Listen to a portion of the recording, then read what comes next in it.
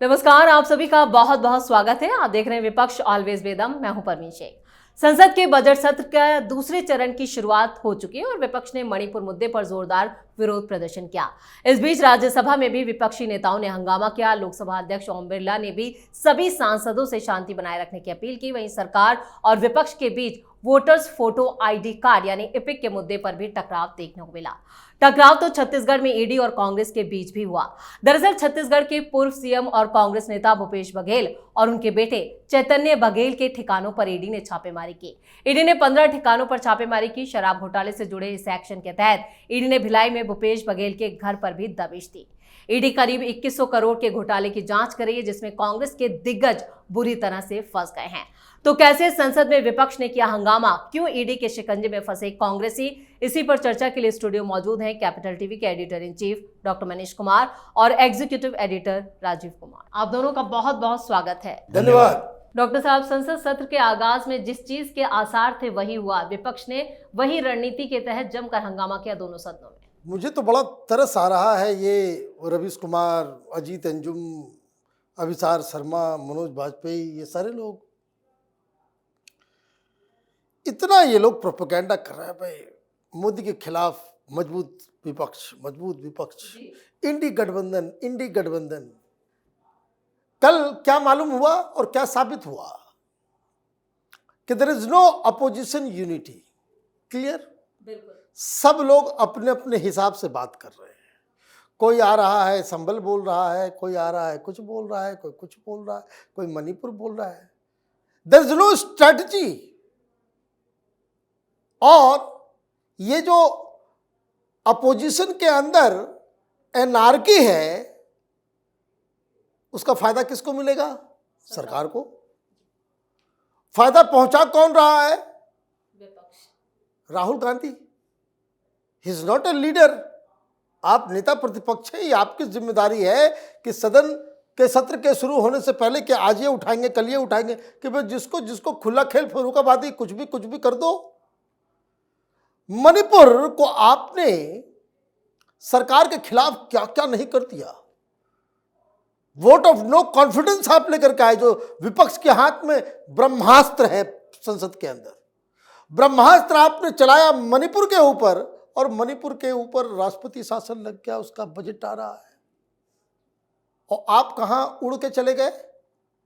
ये एपिक, ये election commission ठीक नहीं है। अरे बाबा, कैसे ठीक होगा? आप दोनों ही बात कहते हो, पता नहीं कितने कितने मुंह हो गए, कहां कहां से आप सेंटेंस निकालते हो। एक दिन पहले आप गुजरात में थे, सारी दुनिया को ये बता रहे थे कि कांग्रेस पार्टी इसलिए नहीं जीतती कि हमारे यहाँ बीजेपी के एजेंट हैं आधे। भाई हार का कारण क्या बता रहे हो? यह आपने ही बताया ना। कोई आपकी बातों से कोई इंटरप्रेट नहीं कर रहा। आप स्वयं ये कह रहे हो कि हम चुनाव इसलिए नहीं जीत रहे क्योंकि लोगों में विश्वास ही नहीं होता, क्योंकि हमारे यहां आधे से ज्यादा लीडर जो हैं वो बीजेपी की बी टीम बने हुए हैं, वो गद्दार बैठे हुए हैं। तो पार्टी के मीटिंग के अंदर भाई बोलते हैं भाई ऐसा है कि सारे कांग्रेसी इकट्ठा हो जाओ, जो इलेक्शन रोल बन रहा है, जो वोटर्स लिस्ट बन रहा है, उसमें कोई भी गड़बड़ी नहीं हो, चौकस रहो, 24 घंटे सोना मत, क्योंकि हम इलेक्शन इसी वजह से हारते हैं। मीटिंग में जा रहे कह रहे हो भाई गद्दारी की वजह से हारते हैं। आधे लोग जो है मोदी से डरते हो तो उसके चमचे हो, और यहाँ आते हो तो कह रहे हो कि भाई हम इलेक्शन मशीन की वजह से हार जाते हैं, तो इलेक्टोरल रोल की वजह से हार जाते हैं, तो वो जो अधिकारी हैं CEC जो है उसकी वजह से हार जा रहे हैं। कैसे लोग आपके ऊपर यकीन करें? कैसे यकीन करें?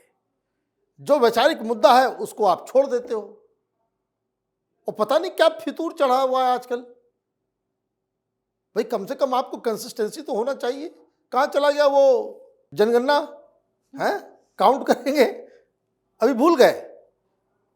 वो पता नहीं कि सवेरे सवेरे उठते हैं, अच्छा ढक से याद आया कि अच्छा आज ये मुद्दा उठाएंगे। इट्स वेरी शेमफुल कि इस तरीके से विपक्ष अपने आप को कंडक्ट कर रहा है।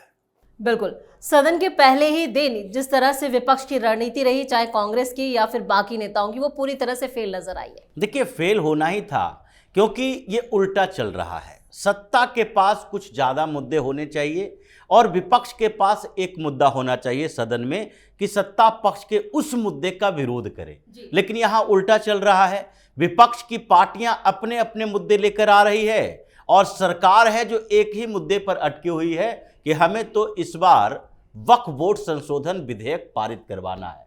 किरण रिजिजू बोल रहे हैं हमें तो ये पारित करवाना है, ये मुद्दा है। अब प्रेसिडेंट रूल लग गया है मणिपुर में, तो बजट तो केंद्र में ही बनेगा, उसके अप्रूवल के लिए संसद में लाना पड़ेगा, ये मुद्दे नहीं हैं। लेकिन इन लोगों के पास क्या है, पश्चिम बंगाल से चलता हुआ मुद्दा आया कि वोटर गड़बड़ हो रहे हैं, वोटर रोल में गड़बड़ी चुनाव आयोग कर रही है। तो राहुल गांधी को बोलना था, क्योंकि राहुल गांधी को लगा कि महाराष्ट्र से यह मुद्दा छीन कर तो हम लाए हैं और पश्चिम बंगाल जाते जाते ये मुद्दा है जो हड़प रही है ममता बनर्जी, तो हमें भी बोलना चाहिए। अब उसके बाद उधर से तमिलनाडु से चलते हुए कनी मुझी आ रही है कि नहीं नहीं, हमारे यहां तो समस्या दूसरी है, राष्ट्रीय शिक्षा नीति की समस्या है, भाषा का विवाद है, हमारे यहां परिसीमन पर हंगामा चल रहा है। अब उस मुद्दे पर कोई और मंत्री जवाब दे रहे हैं। तो हर पार्टी की अपनी अपनी समस्या, यानी कि विपक्ष पूरी तरह से बिखरा हुआ। अब ऐसे में जब एक मुद्दा सरकार लेके आई है कि इस साल इस सत्र के अंदर हम वक्फ बोर्ड संशोधन विधेयक पारित करवाएंगे, और सड़क पर हंगामा करने की तैयारी कौन कर रहे हैं, जमीयत उलेमाए हिंद वाला, मुस्लिम पर्सनल लॉ बोर्ड वाला, कि 13 मार्च को जंतर मंतर पर पहुंचेंगे। 13 मार्च को क्या है, होलिका दहन, होली के एक दिन पहले ये लोग जंतर मंतर पर पहुंचेंगे। रमजान का महीना है और वहां से आते जाते हुए कहीं रंग अबीर उड़ गया और भी हंगामा होगा।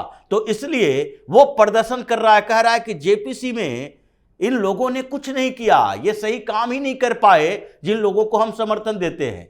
तो ये आधार जो बिखरा हुआ है संसद के अंदर, ये आगे इन लोगों का दिशा तय कर रहा है कि पश्चिम बंगाल में कांग्रेस, कम्युनिस्ट पार्टी और टीएमसी के बीच इस बार बड़ा टकराव होने वाला है। तमिलनाडु में जो स्टालिन परेशान है, इस वजह से परेशान है क्योंकि उससे सत्ता छीनने वाली है, और इर्द गिर्द के कुछ नेता जैसे अखिलेश यादव तो सोच चुके हैं कि अब 2027 क्या 2047 तक कुछ नहीं होगा। ये बीच में 37 सांसद आ गए, ये पता नहीं कब इधर उधर जाने लगे। तो ये पूरा का पूरा विपक्ष का कुनबा संसद के अंदर तो वैसे ही बिखरा हुआ दिखाई पड़ा। तो बिल्कुल यहाँ पर विपक्ष आपस में ही टकराव कर रहा है, लेकिन टकराव आज छत्तीसगढ़ में भी देखने को मिला कांग्रेस और ईडी के बीच। भूपेश बघेल कह रहे हैं कि अगर ईडी के पास सबूत है तो दिखाते क्यों नहीं। भाई बेटे का नाम रखा है चैतन्य, और क्या काम हो रहा है भाई, सबूत आपको थोड़ी दिखाया जाएगा, सबूत तो कोर्ट में पेश किया जाएगा।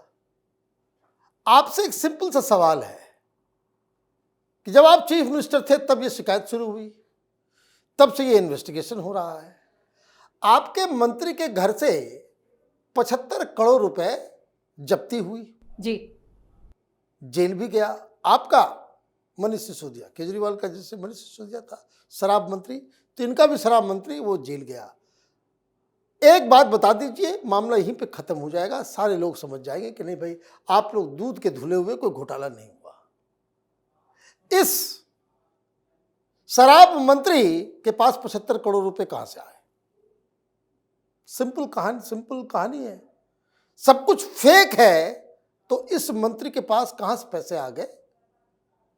कौन सी इंडस्ट्री चलाता है, कौन सा काम करता है कि इतना वो धनाढ्य हो गया? तो ये तो बताना पड़ेगा। दूसरी चीज, इस पूरे इन्वेस्टिगेशन में 205 करोड़ रुपए, अभी तो मालूम, अभी तो पूरा जब हम लोग रिकॉर्ड कर रहे हैं, अभी वहां मशीन गई है, मशीन गर्म रात भर चल रहा है वहां काउंटिंग, पता नहीं कितना निकलेगा। किसका पैसा है वो? किसका पैसा है? क्या ये बात सही नहीं है कि आप लोगों ने सत्ता का गलत इस्तेमाल करके अधिकारियों, पुलिस, वहां का मेयर, सारे लोगों को साथ मिलकर आपने एक सिंडिकेट तैयार किया जो सरकारी शराब दुकानों में नकली शराब, नकली होलोग्राम के साथ वो बेच रहा है। मतलब ये कि हर बोतल के ऊपर, जैसे दिल्ली में केजरीवाल ने क्या किया, क्यों कहते घोटाला है? क्योंकि एक बोतल के ऊपर अगर 500 रुपए का बोतल है तो आप ये समझिए कि 300 सवा 300 रुपए जो है वो सरकार के पास टैक्स जाता है, वो सरकार का खजाना भरता है उससे। उसको केजरीवाल ने घटा करके कर दिया था 33। जो हर बोतल के ऊपर 300 रुपए मिलते थे वो इस नई पॉलिसी की वजह से सरकार को मिलने लग गया 33 और बाकी ये लोग मिलजुल के खा रहे थे। Got it? इसलिए घोटाला हुआ। लेकिन ये तो और भी उससे तेज निकले, और भी तेज। 1 रुपया भी नहीं देंगे।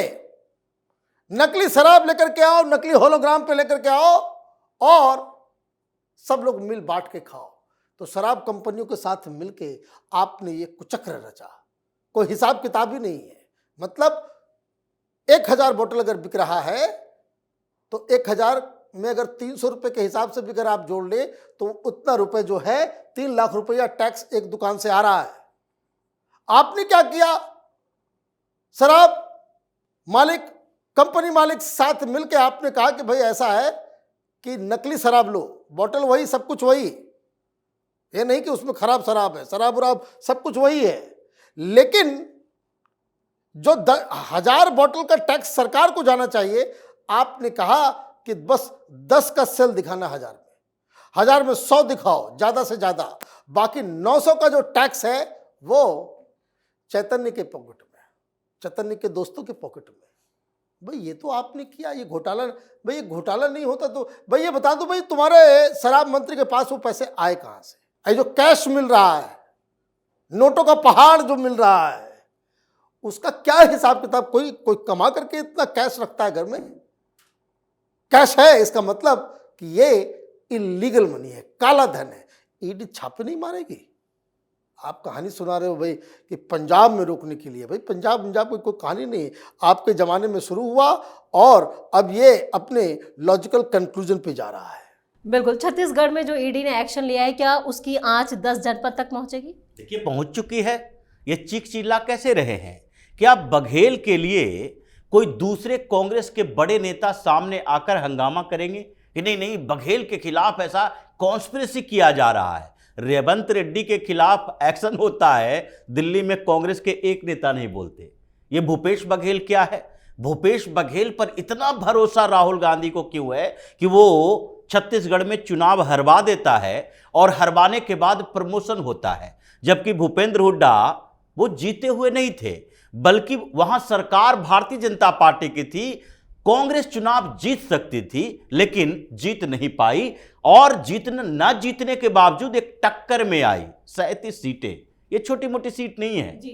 ये 9 सीटें और हो जाती, सरकार बन जाती कांग्रेस की। लेकिन फिर भी उनको ऐसे दूर भगा दिए हो कि नेता प्रतिपक्ष का पद तक नहीं दे रहे, जबकि उतने विधायक 33 विधायक हैं जो हुड्डा के साथ खड़े हुए हैं, लेकिन फिर भी नहीं दे रहे। भूपेश बघेल में कौन सा सुरकाब के पर लगे हुए थे कि टीएस सिंहदेव विधायकों के साथ दिल्ली आ रहे हैं, 3-3 बार बैठक कर रहे हैं, कह रहे हो नहीं बघेल को ही कमान दिया जाएगा।